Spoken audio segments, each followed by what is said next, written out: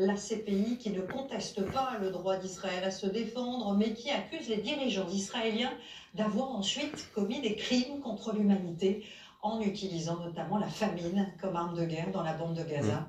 Esther Lefebvre. Ce matin encore, les Gazaouis se bousculent devant l'une des rares boulangeries ouvertes de l'enclave palestinienne. Après plus d'un an de guerre, la Cour pénale internationale lance un mandat d'arrêt contre le Premier ministre israélien Benjamin Netanyahou. Que lui reproche-t-on?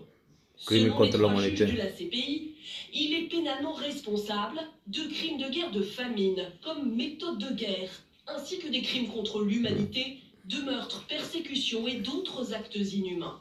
Le porte-parole de la Cour nous précise qu'il y a des preuves, mais pas de condamnation. Cela n'est pas un jugement, mais tout simplement une étape dans la procédure préliminaire qui indique qu'il est nécessaire que cette personne s'explique devant la justice. Dans l'immédiat, que risque-t-il? Furieux contre une décision à ses yeux antisémite, nous ne céderons pas à la pression. En théorie, il sera arrêté s'il se rend dans l'un des 124 pays membres de la Cour, en bleu, même si des dizaines d'autres n'en font pas partie, dont les États-Unis, la Russie et la Chine. C'est une obligation juridique de l'arrêter, mais il n'y a en effet pas de sanction au sens juridique si les États ne le font pas. Que va faire la France? Serait-il arrêté s'il revenait sur notre sol? Le Quai d'Orsay ne le précise pas explicitement, mais dit prendre acte de cette décision.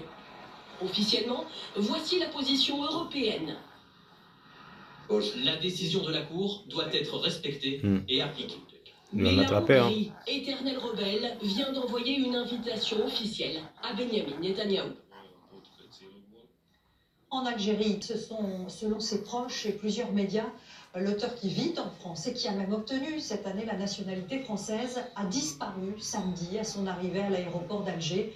Il aurait été arrêté. Boualem Sansal a toujours été, on le sait, très critique vis-à-vis du régime algérien.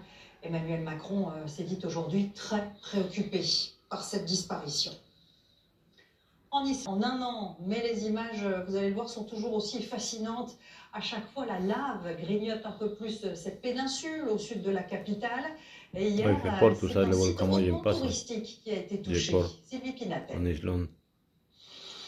La terre s'est à nouveau fissurée sur près de 3 km. Wow.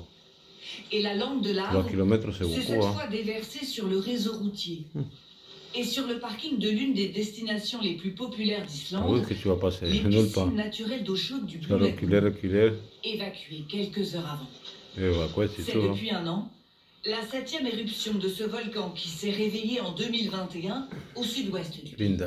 Depuis cet avion de ligne, la vue saisissante oblige le pilote à rappeler à ses passagers les consignes de sécurité. Ce spectacle est certes fascinant, mais veuillez vous rasseoir et attacher vos ceintures. Une éruption sans conséquence pour la petite ville de Grindavik, vidée de ses habitants il y a déjà un an. Mais des équipes de secours ont toutefois été déployées pour empêcher les curieux de s'approcher.